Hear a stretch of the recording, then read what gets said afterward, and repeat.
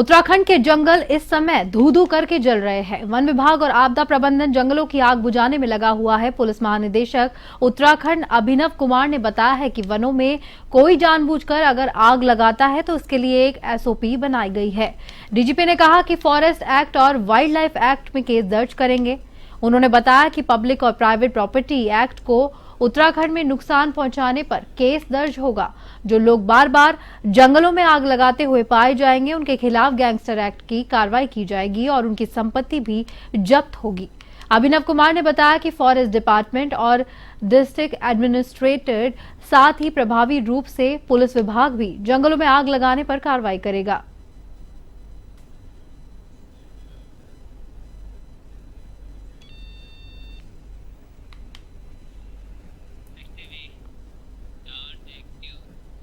प्रदेश में बढ़ती वनाग्नि की घटनाओं पर यूकेडी के गढ़वाल लोकसभा प्रत्याशी आशुतोष नेगी ने चिंता व्यक्त की है। उन्होंने कहा है कि बढ़ती गर्मी में प्रदेश में वनों में आग लगने की घटनाओं से राष्ट्रीय आपदा जैसे हालात पैदा हो रहे हैं, जहां पे उन्होंने आरोप लगाया है कि एक तरफ प्रदेश में वनाग्नि से प्रदेश त्रस्त है, ऐसे में प्रदेश के मुख्यमंत्री और प्रदेश के वन मंत्री देश में जाकर भाजपा के 400 पार के नारे का प्रचार प्रसार कर रहे हैं।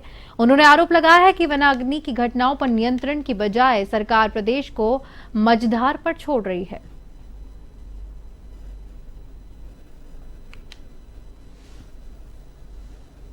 आजकल पूरा उत्तराखंड आग में चल रहा है, लेकिन प्रदेश के मुख्यमंत्री और वन मंत्री प्रचार प्रसार में जुटे हुए हैं कि किसी तरीके से केंद्र सरकार को 400 पार किया जाए। मेरा उनसे सवाल है कि केंद्र सरकार भले ही 400 पार हो जाए या ना हो, लेकिन आपने प्रदेश को मझधार में जरूर छोड़ दिया है, क्योंकि जो हालात प्रदेश के हो गए हैं वो किसी राष्ट्रीय आपदा से कम नहीं है। और मैं ये भी देख रहा हूं कि हालांकि कुछ शैतानी शरारती तत्वों ने आग जरूर लगाई है, लेकिन इसका फायदा फॉरेस्ट के वो अधिकारी भी उठा रहे हैं जिन्होंने वनीकरण के नाम पर फर्जी वनीकरण किया, और जहां उन्होंने वनीकरण दिखाया था, क्योंकि वहां उन्होंने किया नहीं था, उसको भी आग के हवाले किया जा रहा है। तो साफ लगता है कि ये जो आग है, ये जो दावानल है, ये एक तरह से पैसा कमाने का तरीका अधिकारियों ने बना लिया है, सरकार ने बना लिया है, और शायद इसी वजह से मुख्यमंत्री और वन मंत्री पूरे देश का भ्रमण कर 400 पार का नारा देकर प्रदेश को मझधार में छोड़ रहे हैं।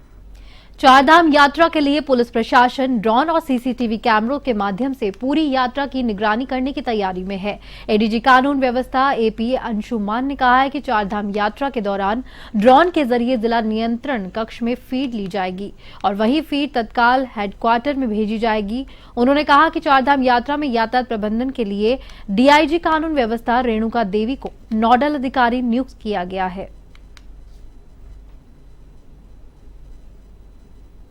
जितने भी कैबिनेट ड्रोन से हम उसकी फीड भी हम कंट्रोल रूम में जिला नियंत्रण कक्ष में लेंगे और जिला नियंत्रण कक्ष से हम उसको हेडक्वार्टर में लेंगे।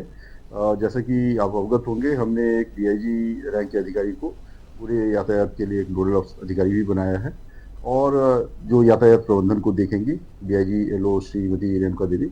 और इसके साथ ही हमने जो सीसीटीवी है उसको भी व्यापक रूप से इंटीग्रेट किया है, और उसकी फीड को भी हम लगातार मॉनिटर करेंगे, जिससे कि हमें क्राउड कंट्रोल करने में और ट्रैफिक मैनेजमेंट में हमें सुविधा मिले।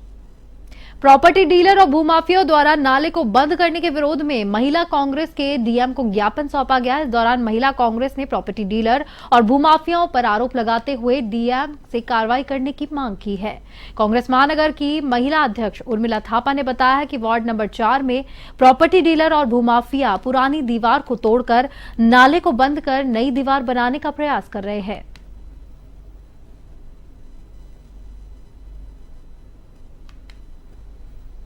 ये वार्ड नंबर 4 में नाले का मामला है, जिसमें कि इसके पूरे खस्से नंबर भी लिखे हुए हैं। उसमें प्रॉपर्टी डीलर और भूमाफिया लोग उस नाले को बंद करने का प्रयास कर रहे हैं। जो पुरानी डेड एंड दीवार है उसको तोड़कर उस नाले को बंद करके दीवार दोबारा बनाने की कोशिश कर रहे हैं, जिसके लिए हम आज जो डीएम मैम को ज्ञापन देने आए हैं। जिससे कि हमारे नाले खाले बच सकें। आज ब्राज़ील का हाल देखिए क्या हो रहा है, आज सारे न्यूज़ चैनलों में चल रहा है, डूब रहा है। तो इसी तरह अगर हमारे ये नाले खाले भूमाफियों से बचाए नहीं गए तो एक दिन उत्तराखंड का भी है। चारधाम यात्रा की शुरुआत होने में कुछ ही दिन बचे हैं, जिसे देखते हुए देहरादून जिला प्रशासन ने अपनी कमर कस ली है। ऋषिकेश से यातायात प्रबंधन को लेकर जिला प्रशासन अलर्ट मोड पर नजर आ रहा है। देहरादून की जिला अधिकारी सोनिका ने बताया कि ऋषिकेश का श्यामपुर फाटक ट्रैफिक जाम का मुख्य हिस्सा रहा है, जिसको लेकर चौड़ा कर दिया गया है और उन्होंने कहा कि नगर निगम की टीमों को क्षेत्र की सफाई व्यवस्था बनाए रखने के भी निर्देश दे दिए गए हैं।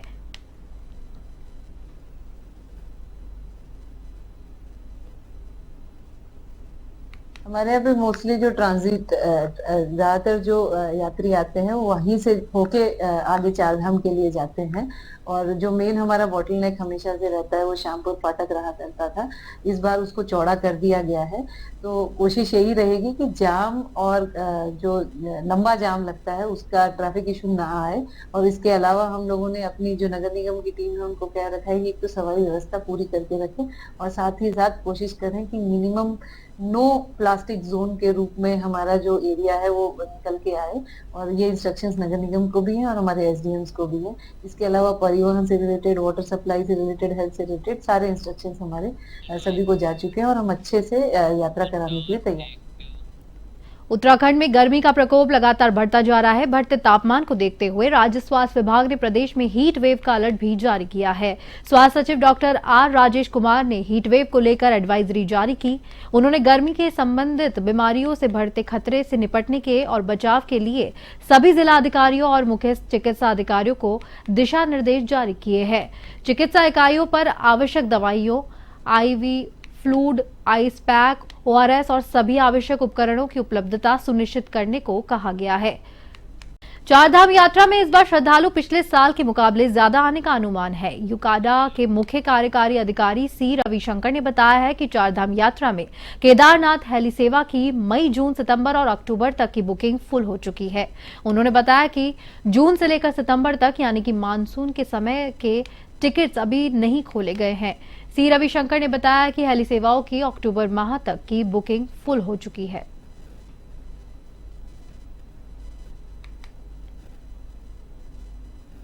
ये जून का जो है टिकट बुकिंग जिस दिन हमने खोला है उसी दिन जो है पूरा सेल ऑफ हो गया है।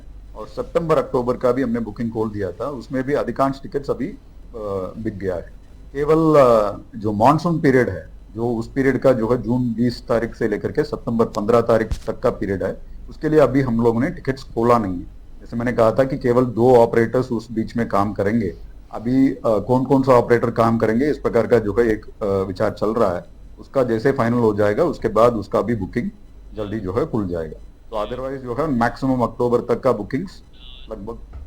उत्तराखंड में नगर निकाय को लेकर राजनीतिक दल अपनी तैयारियों में जुट गए हैं। महिला कांग्रेस की प्रदेश अध्यक्ष ज्योति रौतेला ने दावा किया है कि निकाय चुनाव में महिला कांग्रेस के पदाधिकारियों को प्रत्याशी बनाने की पार्टी देगी। उन्होंने कहा कि पार्टी की ओर से दावेदारी में महिलाओं को प्रोत्साहित किया जाएगा।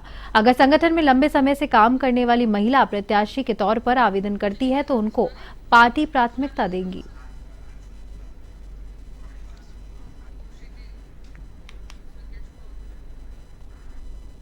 चुनाव की तैयारी तो जो भी हमारी महिलाएं हैं जो पार्षद का चुनाव लड़ना चाहती है, मेयर का चुनाव लड़ना चाहती है, हम लोगों ने सबसे बात करी है।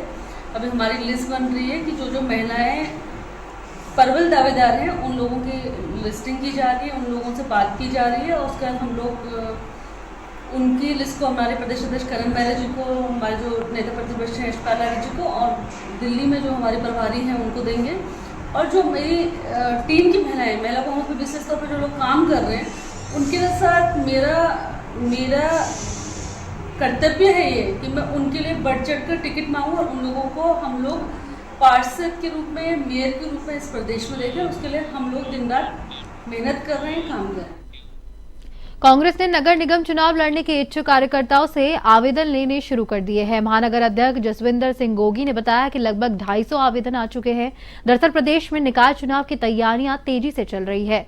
कयास लगाए जा रहे हैं कि जल्द ही चुनाव हो सकते हैं। इसी के चलते कांग्रेस ने भी तैयारियां शुरू कर दी है।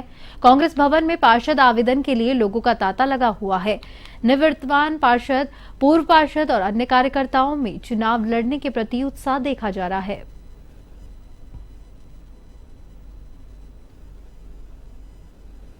कांग्रेस में ही लोकतंत्र जीवित है। एक आवेदन करने की प्रक्रिया है और कांग्रेस में जो व्यक्ति आवेदन करना चाहता है, चुनाव लड़ना चाहता है, उसके लिए दरवाजे खुले हैं। और आप देख ही रहे हैं कि पूरे दिन आज महानगर कार्यालय में और बाहर लोगों का तांता लगा हुआ है। लोग आवेदन करना चाह रहे हैं, लोगों में उत्साह है और मुझे लगता है ये नगर निगम के लिए एक बहुत अच्छा संदेश है कांग्रेस के लिए। और मुझे लगता भी है और विश्वास भी है कि नगर निगम चुनाव को हम फतेह करेंगे। कल भी हमारे पास 100 के आसपास आवेदन आए, आज भी हमारे पास 150 के आसपास आवेदन आए। मुझे लगा 250 के आसपास तो अभी तक आ चुके हैं और शाम तक हम आवेदन लेंगे।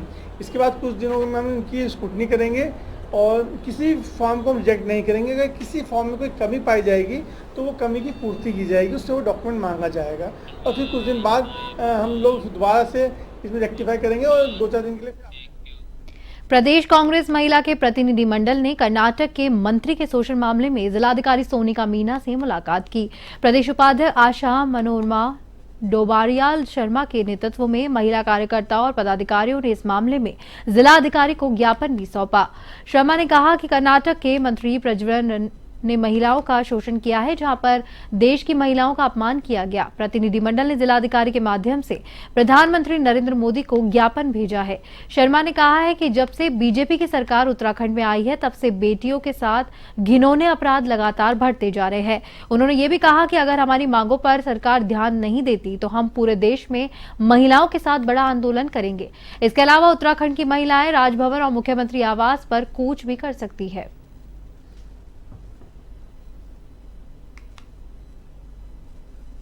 लोगों को पता है कि जैसे कि कर्नाटक के मंत्री ने महिलाओं का शोषण करते हुए और पूरी देश की महिलाओं को शर्मसार किया है और हम इसी के लिए आज ज्ञापन दिया है कि हमारे माननीय प्रधानमंत्री जी को पूरे देश की महिलाओं से माफ़ी मांगनी चाहिए। जिस तरीके की वो कहते हैं बेटी बचाओ बेटी पढ़ाओ का नारा देने वाली सरकार ही आज उन अपराधियों के साथ मिलकर उनके चुनाव प्रचार में लगी हुई थी जिन अपराधियों ने महिलाओं को शर्मसार किया है। और जिस तरीके से देखा जाए तो जो वीडियो सामने आए हैं वो 3000 के करीब महिलाओं के वीडियो सामने आए हैं। तो इसी में आज हमारी समस्त महिला कांग्रेस ने ज्ञापन भेजा है और ये मांग की है कि भारत में उसको बुलाया जाए, रवन्ना को और उसके पिता को भारत लाके उनके साथ कड़ी से कड़ी उनके ऊपर कार्रवाई की जाए और जहाँ तक उनका पासपोर्ट भी रद्द किया जाए, ताकि वो इतना दिसंबर में 2023 दिसंबर में ये वीडियो सामने आ गए थे तो अभी तक उसके ऊपर कार्रवाई क्यों नहीं की गई। चारधाम यात्रा 10 मई से शुरू होने जा रही है। मौसम विभाग ने बारिश को लेकर अनुमान भी जारी कर दिया है। विभाग के मुताबिक चारधाम यात्रा शुरू होते ही प्रदेश में हल्की से मध्यम बारिश देखने को मिल सकती है। हालांकि इससे पहले भी छुटपुट बारिश होने का सिलसिला जारी रहेगा। उच्च हिमालय क्षेत्रों में देखने को मिल सकता है कि छुटपुट बारिश हो सकती है। 11 अप्रैल को बारिश का सिलसिला पूरे प्रदेश भर में बढ़ेगा। मौसम विभाग ने श्रद्धालुओं को हिदायत दी है कि चारधाम यात्रा में आने वाले श्रद्धालु अपनी तैयारी के साथ आए, क्योंकि इस दौरान बारिश के चलते तापमान में भी गिरावट दर्ज होने की संभावना है। मैंने बोला हल्की से मध्यम तक की बारिश है 11 तारीख से और 13 तक अगर देखें, और उससे पहले हल्की तक या बहुत हल्की जो है जो एक्टिविटी वो है। लेकिन चूंकि जो सिस्टम है थोड़ा ईस्ट से आ रहा है और वेस्ट को मूव कर रहा है तो ईस्टर्ली फ्लो एक बन रहा है, तो उसमें कहीं ना कहीं जो है जो विजिबिलिटी है वो फिर प्रॉब्लम एक होना शुरू हो जाती है। तो चारधाम लोकेशन में मॉर्निंग आवर्स में तो मैं समझता हूँ ठीक है, जो हेली ऑपरेशंस है वो चीज़ें हो जाएंगी, लेकिन दिन में शाम में तो इसमें भिक्षा नहीं शिक्षा अभियान के तहत पौड़ी पुलिस ने 52 नन्हे मुन्ने बच्चों का भविष्य उज्जवल बनाने का प्रयास किया है। पुलिस ने पूरी जनपद में भिक्षावृत्ति और कचरा बीनने का काम करने वाले 52 बच्चों को पहले चिन्हित किया और फिर उनको परिजनों की सहमति से स्कूलों में एडमिशन दिलाकर शिक्षा दिलाने का काम किया है। पौड़ी की एडिशनल एसपी जया बलूनी ने बताया कि सामाजिक संस्थाओं के सहयोग से सभी बच्चों को स्कूल ड्रेस, बैग, जूते, किताबें और स्टेशनरी वितरित की गई।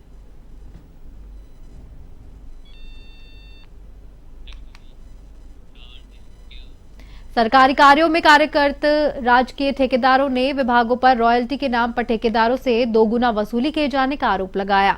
उनको लेकर कॉन्ट्रैक्ट वेलफेयर एसोसिएशन की बैठक आयोजित की गई। बैठक में ठेकेदारों ने आरोप लगाते हुए कहा कि सरकारी कार्यों में कार्यरत ठेकेदारों के विभागों से रॉयल्टी के नाम पर दोगुना धन वसूला जा रहा है, जिसे लेकर सूरत में इसे बर्दाश्त नहीं किया जा रहा है। और उन्होंने कहा है कि शासन प्रशासन को दर पर वसूली करनी चाहिए और उन्होंने ये भी बताया कि संबंध में विभागीय अधिकारियों को पत्र भी सौंप दिया गया है।